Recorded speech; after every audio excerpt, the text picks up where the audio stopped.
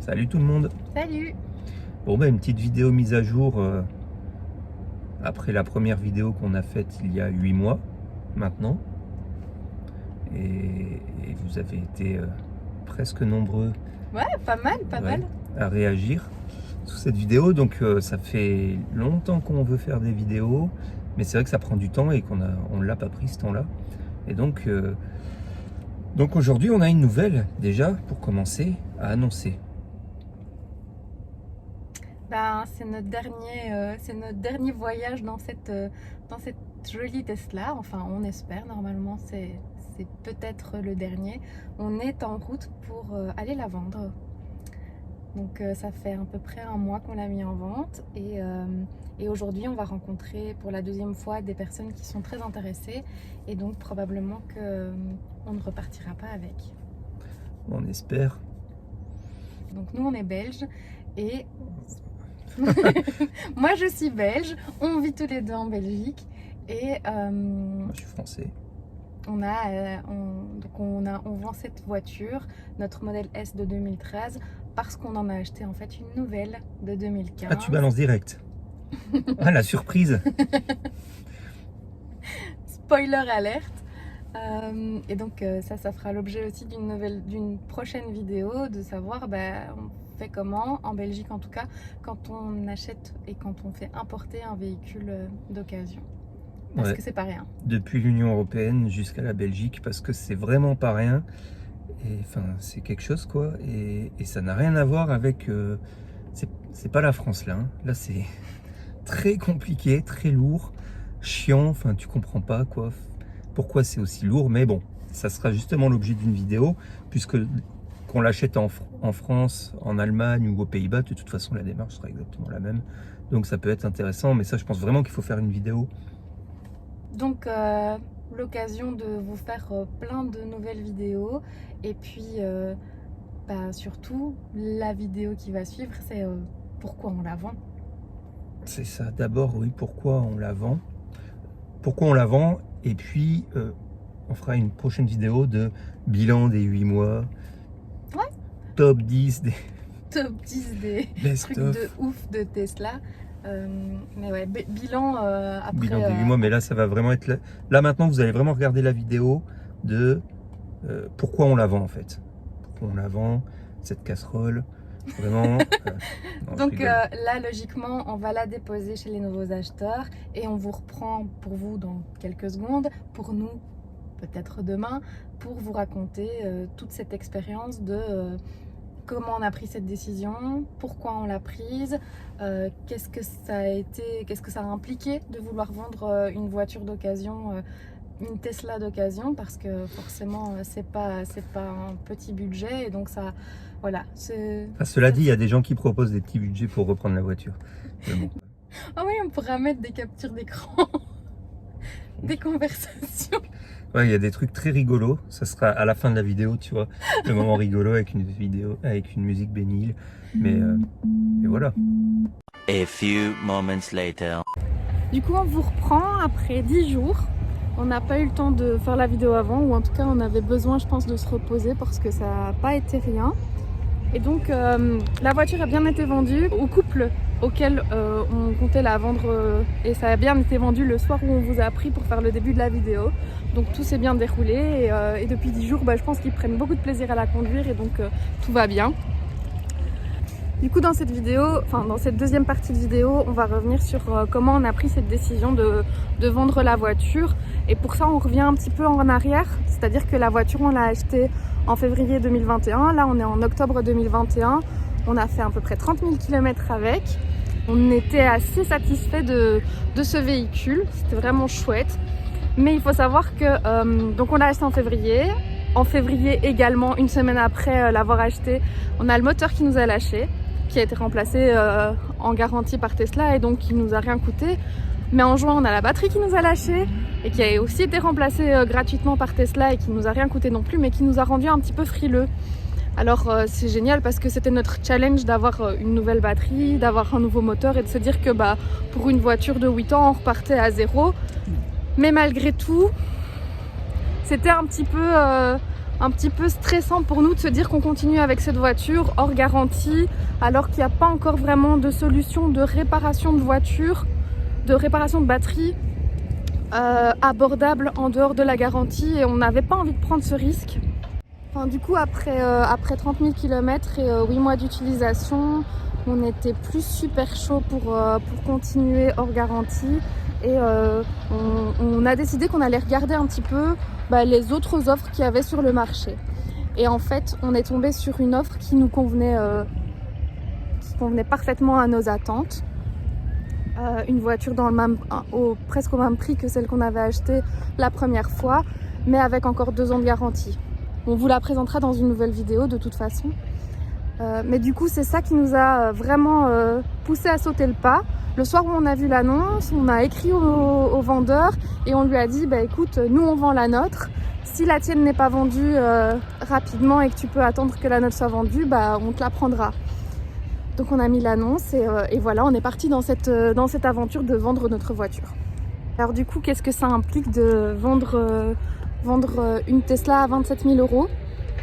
Ça implique énormément de personnes intéressées, énormément de temps pour répondre aux questions des gens, parce que forcément 27 000 € c'est un prix d'entrée. On était les plus bas sur le marché, en tout cas sur le marché francophone. Il y en avait une en Espagne à peu près au même prix et une en Hollande, mais sur le marché francophone on était les moins chers. Alors forcément, on a plein de gens qui nous contactent pour poser des questions en général sur Tesla, tout simplement. Du coup, pourquoi est-ce que vous avez dû changer votre batterie? Pourquoi est-ce que vous avez dû changer votre moteur? Plein de questions générales sur Tesla. Des choses comme, on avait précisé dans l'annonce qu'il n'y avait pas le MCU2 et qu'elle était toujours en MCU1. Du coup, les gens demandaient qu'est-ce que ça implique, est-ce qu'il faut faire le MCU2? Et donc...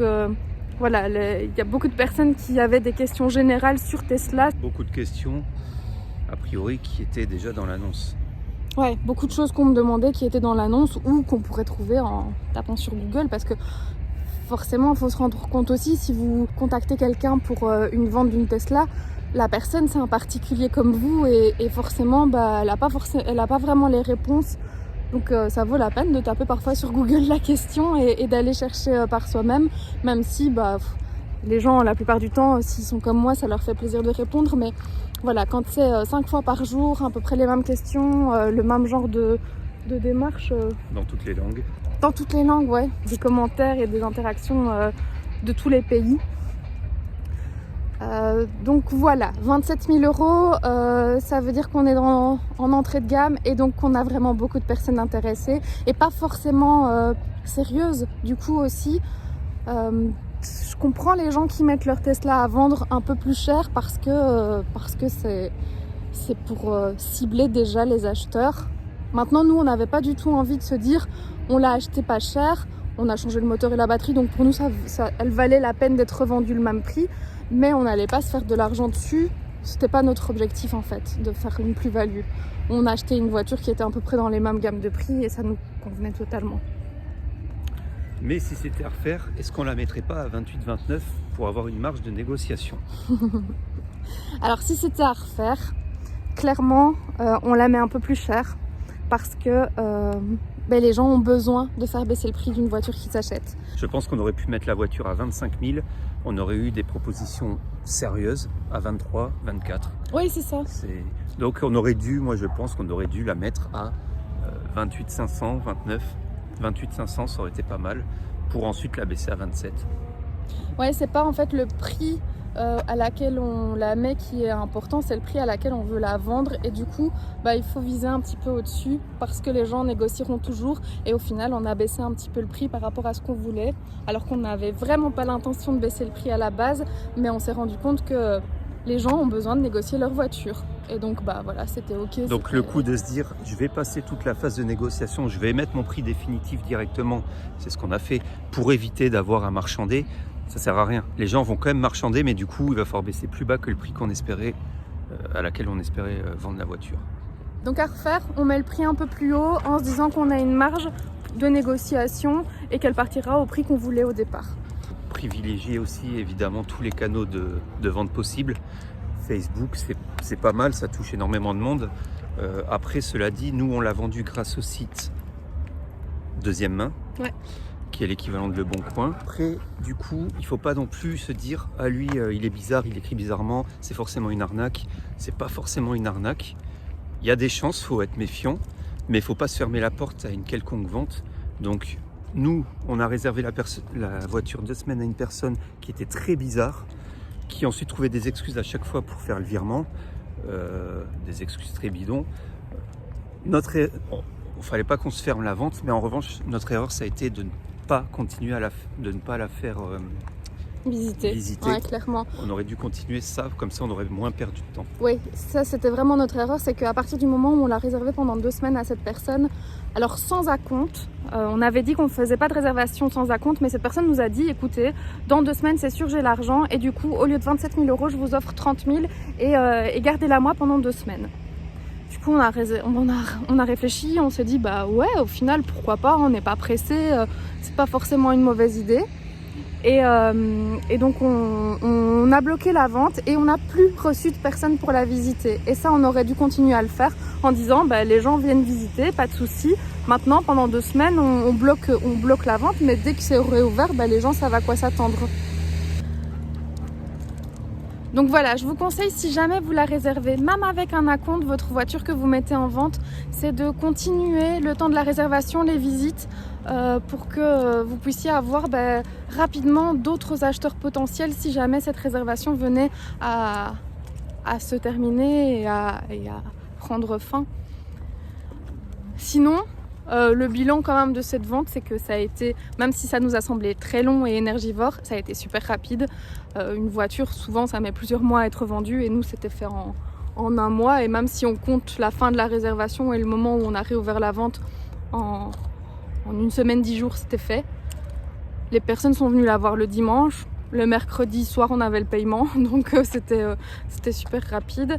Et donc, c'est une bonne expérience malgré tout. Énergivore, mais une bonne expérience parce que tout s'est bien déroulé. On est tombé sur des gens sympas. On a pu rencontrer plein de gens sympas, échanger avec plein de gens sympas aussi. Et donc voilà, c'était une bonne expérience et on n'en retire que du positif. Oui. Alors à bientôt pour une prochaine vidéo sur notre nouvelle Tesla Model S et sur la suite de l'aventure, la suite des Tesla Aventures. Salut. Salut.